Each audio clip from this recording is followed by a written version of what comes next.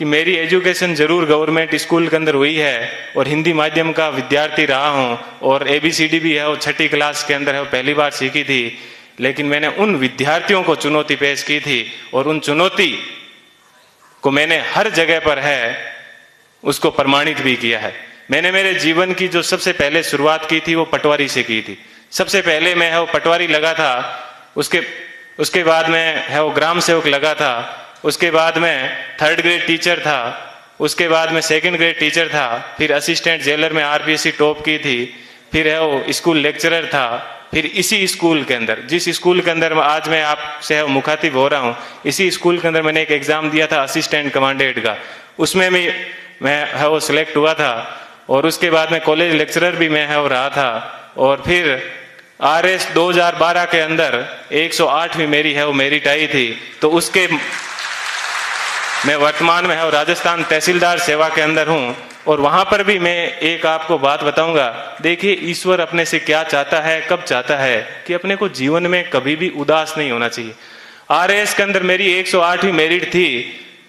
और उसके अंदर मेरे को DSP मिल रहा था,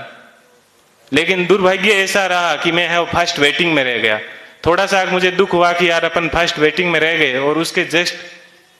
1 महीने के बाद में है वो IAS का एग्जाम था दिसंबर के अंदर। 4-5 दिन दुखी रहा, लेकिन मैंने कैसे ही अपने आप को मैनेज किया और देखिए दोस्तों मैनेज करने का क्या बेनिफिट मिला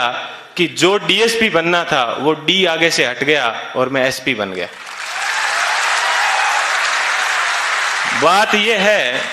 कि अपन जीवन के अंदर चाहते क्या है, अपन अपने आप को कितना डिवोट कर पाते हैं। तो आज मुझे है वो IAS के अंदर 170वीं मेरिट है वो मिली और मैं जनरल कैटेगरी से है वो बिलोंग करता हूं, तो मुझे IPS मिला। मैं यहां पर रुका नहीं हूं, मैं वापस तैयारी कर रहा हूं और इस बार मुझे आशा है कि हिंदी माध्यम के अंदर IAS में किसी की अभी तक फर्स्ट मेरिट नहीं आई है और मेरी ये पूरी की तमन्ना है कि कम से कम मैं यहाँ उस स्थान तक है वो पहुंचूं। कि जीवन आपको सिर्फ कहा जाता है कि 84 लाख योनियों के बाद में एक बार आदमी को जीवन मिलता है, तो बहुत ही शानदार आप लोगों को है वो जीवन मिला है। इस जीवन को आप एंजॉय कीजिए, कभी भी घमंड मत कीजिए, चाहे आप जीवन में कुछ भी बन जाओ, हमेशा बेहतरीन रहिए। और आप लोगों से मैं आशा करता हूं कि अगले साल जब प्रोग्राम होगा तो आप सब लोग हैं वो यहाँ पर आने का मौका मिले। थोड़ी सी देर पहले मैं देख रहा था कि मालाएं कम पड़ रही थी, तो अगले साल इतनी संख्या माना कि सब मालाएं कम पड़ जाए,